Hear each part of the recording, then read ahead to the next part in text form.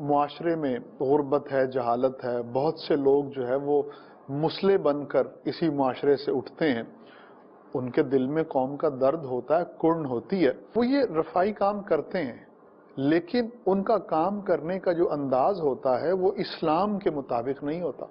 اگر انہیں شریعت کے بارے میں بتایا جائے کہ یہ شرعی اصول و ضوابط ہیں، ان کی پابندی کریں، تو وہ شریعت کے بارے میں سننا بھی نہیں چاہتے۔ اب اس سچویشن میں میرے دو سوال ہیں۔ سب سے پہلی بات تو یہ ہے کہ اس طرح کے لوگ جو یہ کام کرتے ہیں، یہ عمل کرتے ہیں، کیا ان کو اس پر کوئی ثواب، کوئی ریوارڈ ملے گا؟ نمبر ایک۔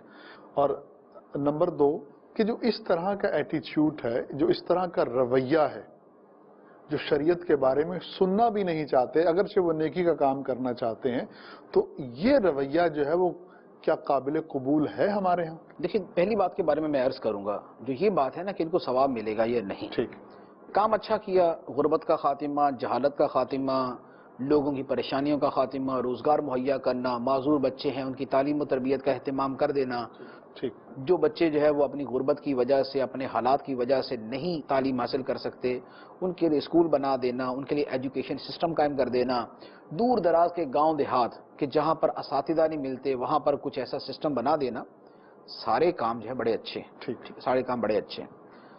لیکن جہاں تک ثواب کا تعلق ہے، ثواب کے بارے میں نبی پاک صلی اللہ تعالی علیہ وآلہ وسلم نے ایک اصول بیان کر دیا۔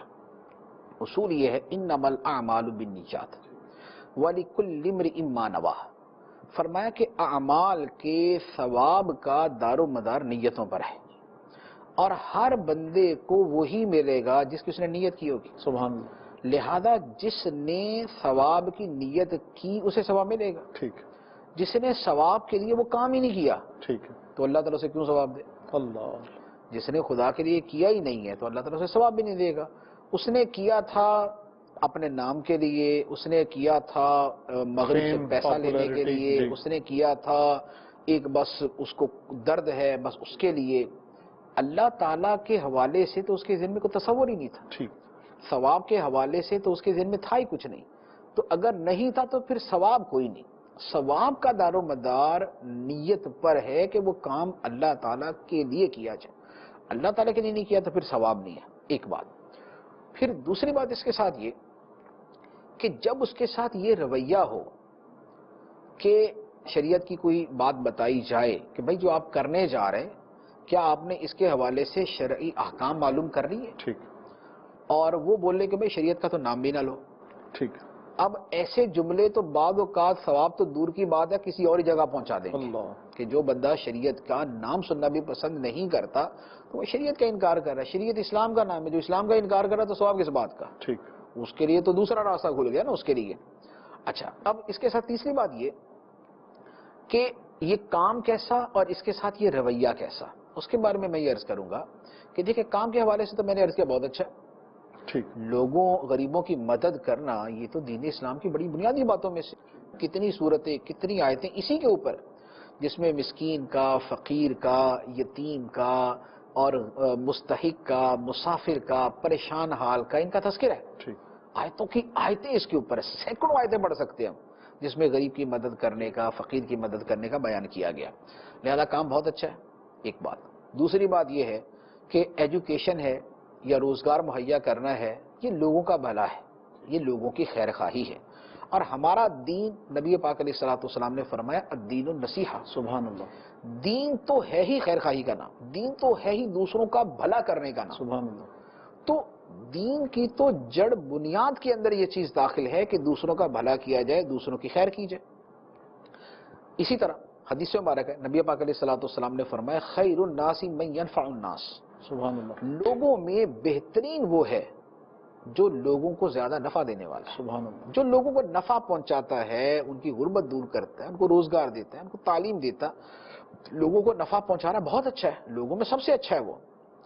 لیکن اس کے ساتھ ایک بات یہ ہے کہ ان تمام چیزوں کے ساتھ ہمیں یہ دیکھنا ہوگا کہ ہمارا کام، ہمارا جذبہ، ہمارے جذبات، ہمارے ایموشنز، ہمارے پیشنز سب کے سب اللہ تعالیٰ کے حکم کے تحت ہی چلیں، ٹھیک، اس کے تحت ہی چلیں، ہم اپنے جذبات سے کوئی کام کر دیں اور ہو خلاف شریعت، یہ درست نہیں.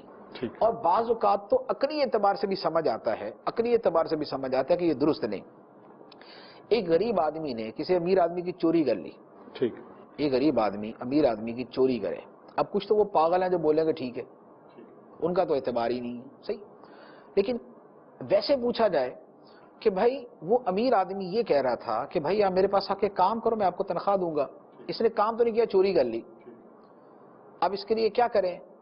اب اگر کوئی شخص یہ کہے کہ نہیں یار غریب آدمی ہے نا، حمایت اسی کی کرنی چاہیے، تو عقل مند آدمی یہی کہے گا کہ بھائی یہ طریقہ درست نہیں ہے کہ آپ بولیں کہ غریب چوری بھی کرے تو اس کی حمایت کریں. آپ حق بات کی حمایت کرو، آپ صحیح بات کی حمایت کرو، امیر غریب کا فرق نہ دیکھو. ٹھیک. اللہ تعالیٰ نے قرآن پاک میں یہی بات ارشاد فرمائی. قرآن پاک کے اندر ایک جگہ فرمایا گیا کہ تم انصاف پر قائم ہو کر گواہی دو. سبحان اللہ. کونوا قوامین بالقسط، انصاف پر قائم ہو کر گواہی دو، ٹھیک. اگرچہ وہ گواہی تمہارے ماں باپ کے خلاف ہو، اللہ. تمہارے رشتہ دار کے خلاف. اللہ.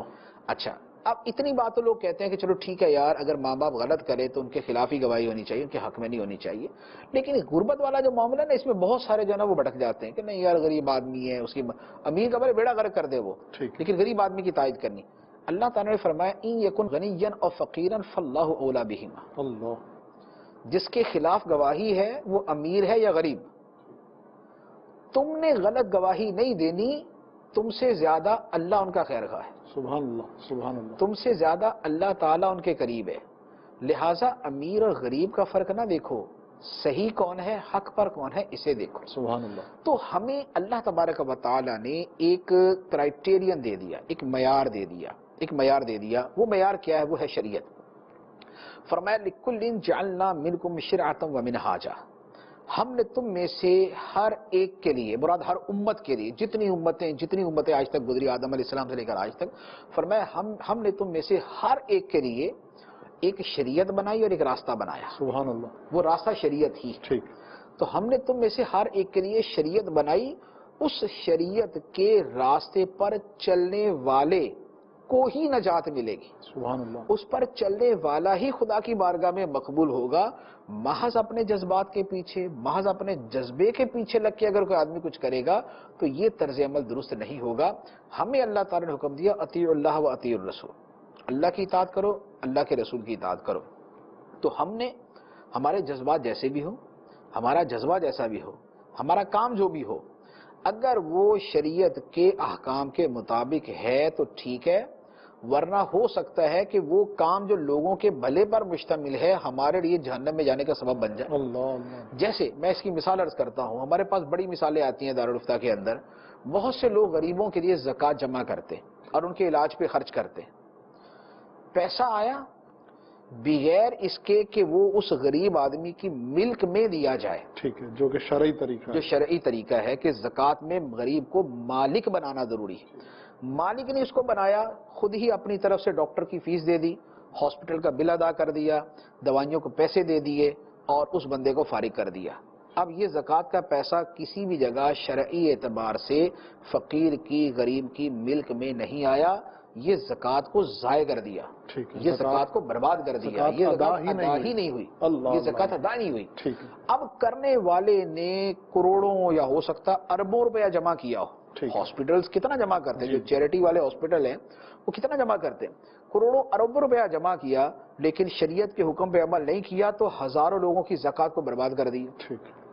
زکاتیں جمع کر کے محنت کی، پھر خرچ کیا، سسٹم چلایا، پھر بھی گناہ گار ہوئے. کیوں؟ اس لیے کہ شریعت کے حکم کی پیروی نہیں کی.